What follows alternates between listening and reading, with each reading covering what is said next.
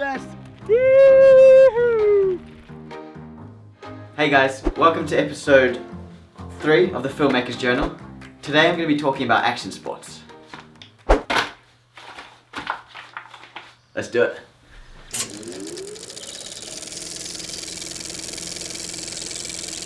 So when you're coming down here, just come down along this way, and yeah, nice and fast. And 3, 2, 1, and action. Go really fast. Get some speed on right past the camera.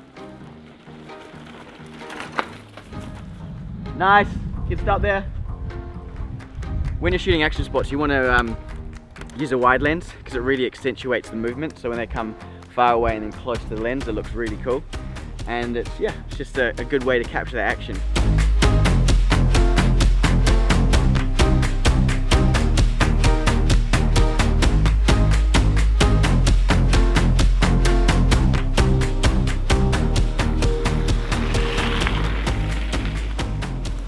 It's always a really good idea to film using a tripod or stabilizer, because if you just shoot everything handheld, it's a bit shaky and it doesn't look very good.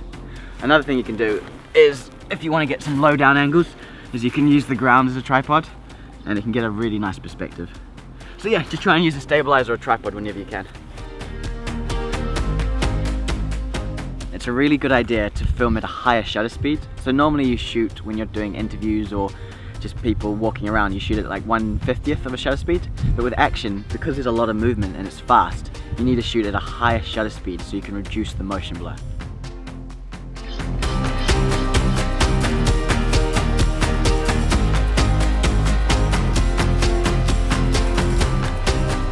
Nice one, dude.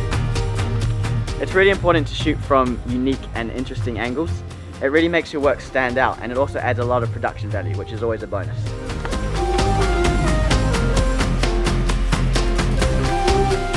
Whenever you're filming action, you want to make sure that you stay as close to what's happening, especially when you're filming with wide lenses. It looks really cool if you can be up close, and yeah, but it can be tiring as well. Okay, we're gonna get some shots of you just kind of standing over here and then also sitting down. So it's a really good idea between takes, when you've got a few moments, to get a few color shots, or they're also called B-roll shots, and they're basically getting some nice textures of the athlete or person you're filming. And it can be them putting their gloves on, it can be them like looking around. It just adds a bit more interest and dynamic to the whole story.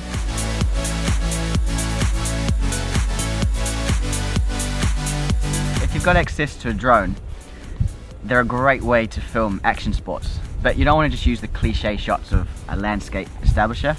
Instead, try and find a unique perspective, whether that's filming from high above or filming through trees, and you can find some really interesting angles, so just be really creative with it.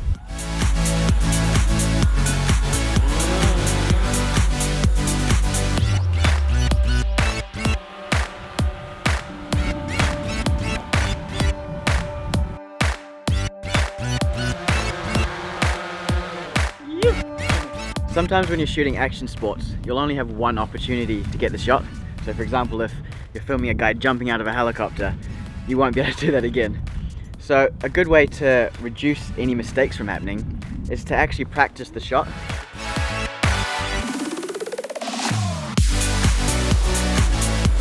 Secondly, when you've only got one take to get the shot, you want to shoot at a high f-stop, because if you shoot it with a low f-stop, you'll have a very shallow depth of field, and that's hard to keep things in focus.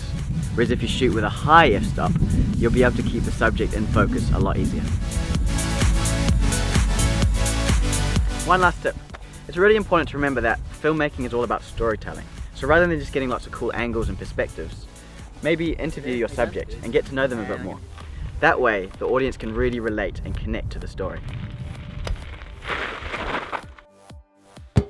Woo!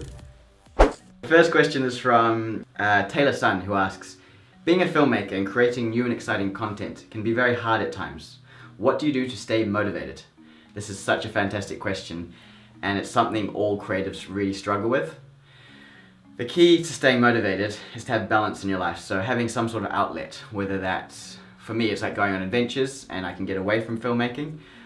So I have that time to kind of re-energize. Whereas if I just kept working, you burn out and slowly become unmotivated. But when I go out and hang out with friends and do something that's not filmmaking related, that energizes me and motivates me to continue on the next project.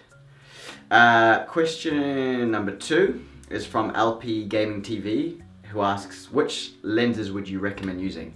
So I have 3 lenses that I use pretty much on every shoot, and that's 50mm 1.4, which is great for close-ups and faces and like getting a beautiful depth of field. The second lens I use is the 16-35, which is ideal for big vistas and landscapes.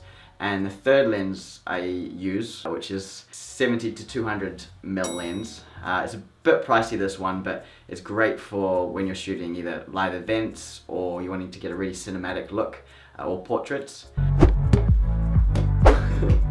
That's it for now, guys. I hope you found that episode useful. And if you've got any other questions, keep them coming. And I'll see you guys next week. Woohoo!